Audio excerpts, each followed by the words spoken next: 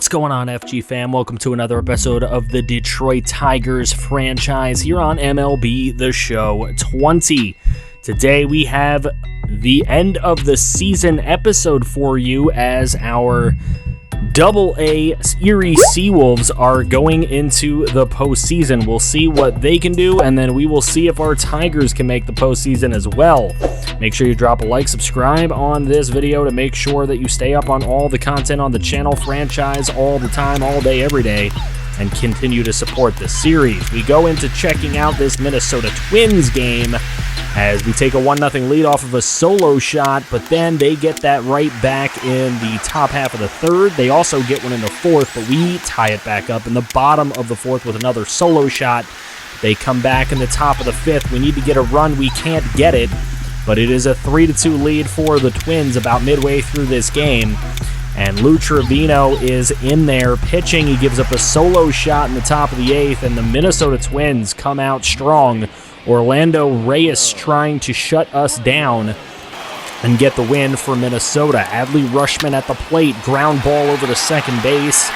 Easy put out at first base for Minnesota. Up comes Tommy Pace with two away in the bottom of the eighth, and he dribbles this one onto shortstop.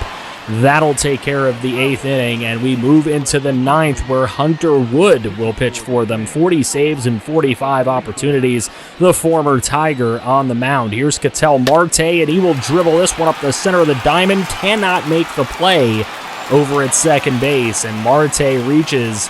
Scorer's decision is a base hit.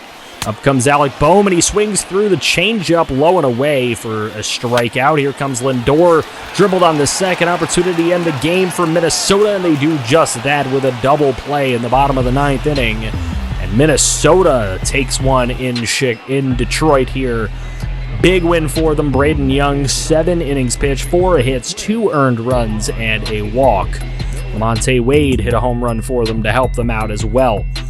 So, continuing to take a look at our Erie Seawolves, Daniel Mengen's no longer injured, which is cool, so he'll be able to help us out in this postseason pennant race stretch as we now take on the Twins again after we see the Seawolves are 2-0 in that series, a chance to sweep for them. We'll see if they can get that done. As we go through this game, it is a 1-1 game against Minnesota. Again, another really tight one. Double for Mitch Garver. They bring home a run. It's 2-1. They have another lead, and we really got to take some games away from Minnesota if we hope to make the postseason. This is the team in that wild card spot that we are trying to take, so we've got to get wins against them. Adley Rutschman, there we go. We get a 3-run bottom half of the seventh to take a 1-run lead. Trying to get through this eighth inning. We put in the setup man, Emmanuel Clase, and we'll see what Clase can do as he gets us through the eighth inning. Perfect. We go into the ninth. Jordan Hicks on the mound. 2-2 pitch. He gets the call on the inside fastball, 98 miles an hour. That brings up Lamonte Wade. He's hit some home runs against us, but this time whiffing on the slider down low. That'll bring up Anthony Santander, and he will go down on the slider. Hicks gets through unscathed, and we take it from Minnesota. So this series, 1 game apiece. Jordan Hicks gets player of the game for shutting it down and striking out the side in the ninth inning. Kendall Brown had a double. Rutschman with a triple, a 2 RBI triple. Way to go for Adley Rutschman. He really was the catalyst for us taking the lead there. Seawolves get the sweep in the division playoff series against the Akron Rubber Ducks, and we'll see who they will take on shortly as we continue to go through some of these managing games, and we'll jump in when we need to. Joey Lucchesi on the mound for Minnesota against Ryan Schaefer for our Tigers. We have a 1-0 lead, and we are going into the fourth inning here with that 1-0 lead. We scored in the first frame. We love to see it. McGowan on base, but we couldn't bring him home. As a matter of fact, I believe he was thrown out at home on that play. Here we go, continuing into the seventh inning. Nothing happening for either team. A 1-run ball game. Just 1 run scored. Emmanuel Clase in there to set it up, and we'll see if Jordan Hicks can close it out as we go back in. A 3-2 pitch in the top of the ninth. This one's dribbled onto second base, taken care of in the put out at first base. is the first out of the inning. Miguel Sano up at the plate. He goes down on a four-seam fastball high and in. Nice strikeout for Jordan Hicks there. Here's Preston Kinney with one on, and he just looks at the slider. Called strike on the outside corner. And Jordan Hicks with 5 strikeouts in his past 2 save opportunities. Jordan Hicks just blowing through the Twins lineup here in the 9th inning when he needs to, and you love to see that. Ryan Schaefer, though, player of the game. He pitched 7 innings of 5-hit, 4-strikeout shutout ball. You love to see that. Richie McGowan, a double on the day. Alec Boehm was 1 for 3 with the only RBI of the ball game. So Alec Boehm, the catalyst for the scoring, and we take a look here as Seranthony Dominguez is coming back to the bullpen. And hopefully that'll make the push. We're a game and a half out of the wild card, which is currently the Minnesota Twins. We've scored 697 runs on the year. We're still not there. Freddie Freeman hit a solo shot in the 2nd inning against Cleveland in the first game in that set. And we have a 1-0 lead. Daniel Mengen on the mound today. He's got that 2.84 ERA as he blew it up with a 3-run 4th inning. Cleveland's always been dangerous against us. They've always been susceptible to putting up big innings. They do it again, a 4-run 5th. And they are up 7-1 in a game we were on top 1-0 through 3. We get 3 in the 8th. We're going to need more than that to make this a ball game. Doesn't look like it's going to happen. 7-4. Sam Tuivailala gets on the mound and takes care of us. Oscar Mercado, the player of the game in that one. Mercado gets it done. We go into the 2nd game of the set and drop 4 in the 1st inning. That's incredible. That's a pretty darn good 1st inning for us. We drop another 5 in the 2nd inning. 10-0 after 2. The runs are just flying in right now. 10 runs on only 9 hits, mind you. And look, I don't want to say anything, but there's a no-hitter going for our boy Griffin Canning. He is mowing the Cleveland Indians down. 14-0. Make it 16. A 1 hit. There it is. He gave up a hit. But Griffin Canning has a complete game shutout 1-hit performance in a game we scored 16 runs. So, big win against Cleveland in that one. Now the rubber match. We'll see what we can do. Both score a run in the 2nd inning. Moving into the 3rd. A little threat there by Cleveland, but nothing passes across the plate.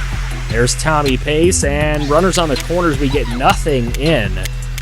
Oh, we cannot strand runners like that. That's how you miss the playoffs. Here's Lou Trevino coming in now. He gives up there's a solo shot. We get that from Ozzie Albies. That helps us to take a 2-1 lead. But then giving up the run right back in the bottom of the 7th is not a help. 2-2. Ball game going into the 9th. Robert Gazelman on the mound. We get the score. 3-2. We're going to put in Jordan Hicks. Here it is. In the bottom of the 9th, Hicks to close it. He gets the strikeout there for the 2nd out of the inning. Now Christian Yelich just got to get him. And this is a shallow fly ball into center field, and that one will be caught by Tommy Pace as we take the series 2-1 against the Cleveland Indians. So, hey, 2-1 against Minnesota, 2-1 against Cleveland. We've got to keep on doing that all the way through the rest of the season to have that hope of getting into the playoffs, which is exactly what we have. Tommy Pace, player of the game in that one. We find out that the Erie Seawolves will be taking on the Reading Phillies for the championship in AA, and we'll see if they can come out successful. So far, 1-1, and we have to go into another series against the Minnesota Twins. Randy Dobnak on the mound for them, Dustin May for us. And right away, it's a 2-1 lead for Minnesota through 1. A lot of scoring in the first frame in these series that we've been going through. Get a sac fly there. It's a 4-2, now 4-3 ball game after the sac fly. But a solo shot from Sano, another solo shot later in the inning, makes it a 6-3 game. This one's not looking sharp for Dustin May or the rest of our team. We're going to bring in Clayton Andrews, see if he can mitigate some of the damage being done. And hey, he doesn't give up anything extra, but also the bats don't get going. Miguel Sano, a homer with 2 RBIs. He is the player of the game. There's a 2-run shot for Alec Boehm in the first, a 3-run shot for Miguel Sano in the first. And it's 3-2 after the first frame. First frame does a lot of damage for both teams in this series against Minnesota. Always against Minnesota. You want to watch out for that first inning. Lindor hits a 2-run shot in the 6th inning to get us on top by 1, which we need because we got to force that rubber game here against them. We want to win every series for the rest of the season because we really want that good chance of maybe sneaking in over Minnesota. Bottom 9, Jordan Hicks with a chance to close it out 4-3, and this one is headed deep. 2 away, 2-2 pitch, and it is gone. It is Mitch Garver in his 26th home run of the season. And with that 26th home run of the season, he wins the game for Minnesota, guaranteeing them this series here. They are going to win it at least 2-1, but we've got to avoid the sweep in the next one. But Mitch Garver, what a jack off of Jordan Hicks. Hicks was doing so well this month in save opportunities, but unfortunately, it doesn't go well for him in this one. Steven Matz came out of the pen. He went 3 1/3 with 3 strikeouts, no earned run, and only 1 hit in that frame. He helped shut us down and bring the Minnesota Twins back. Erie with a 2-1 series lead over the Reading Phils, and at this point, we are 3 games behind in the wild card race. We'll manage this last one against Minnesota, hoping we can get the win here and bring it back to a 2-game behind wild card deficit here. We're still locked in a scoreless game. There's a solo shot for Minnesota. They go up 1-0. Tommy Pace was on third. We couldn't bring him home. Both teams hitting about the same right now. Now we've got more hits. We finally get a run home to tie it up 1-1. There's Louis Thorpe on the mound, and he had 2 guys on there. We couldn't bring anything across. Mengen's going to come out for Seranthony Dominguez. And there we get a guy on third. We get the sac fly. We have an opportunity. We got to bring in Jordan Hicks, and hopefully redemption hours for Jordan Hicks. This one's headed deep out to center with 2 outs and 2 on. And it will be caught out in center by Richie McGowan. The Tigers avoid the sweep against Minnesota, which is very, very important here in the series with the Tigers and Minnesota. Jordan Hicks, 1 inning, 1 hit, no strikeouts, no earned runs, though. He gets player of the game somehow. Anthony Santander hits a homer for them. He was the one that hit the solo shot, but we get the victory. Ooh, Erie's going to a Game 5 with the Reading Phillies. We're taking on Kansas City. We're not going to manage those games and jump into them, but we are going to manage this one and see if we can get a Game 5 victory for the Erie Seawolves, get them a title. So far, a 3-2 game. A solo shot for Reading in the 2nd inning makes it a 4-2 game. And we get another run back in the 3rd inning. 4-3 is the score. And now the pitchers seem to have settled in a little bit. A bunch of zeros up on the board from the 4th inning all the way through the 6th inning. And then a run scored for Erie. We tie it up at 4. Tied it up 4-all. Tom Griffin into the game now. And getting it all the way through the 8th inning. Getting it into the 9th inning. Evan Phillips and Tom Griffin dueling. Reading gets a run in the 10th. And Alexis Ojeda on the mound. Now Thomas Ostrander is up, and he will strike out on an away and low pitch that should have never been swung at. Here's Vinny Zamora. He strikes out as well. 94-mile-an-hour high fastball he couldn't touch. And Ryan Benjamin is going to dribble this one onto second base. And it'll be the Reading Phillies celebrating at the mound with the championship in Double-A ball. The Reading Phillies are the Double-A champions in this season. Erie just came so close, but they blew the 2-1 lead. 2 straight wins for the Reading Phillies. And they do, however, get the win. Erie Seawolves have been defeated. Better luck next year, 2025. But unfortunately, as I've already announced, there really will just be a next year through sim. Anyways, we go through Kansas City. I figure I'm going to sim through this. If we don't sweep Kansas City, we don't deserve to make the playoffs. And that's exactly what just happened. We are now a game out of the playoffs with 1 series left. And what that means is we basically have to win them all, and Minnesota would have to lose one. We'll take a look at who they're playing shortly as we go through kind of the rest of the standings. There you have the Indians already in the postseason, the Rangers and the A's already in the postseason as well.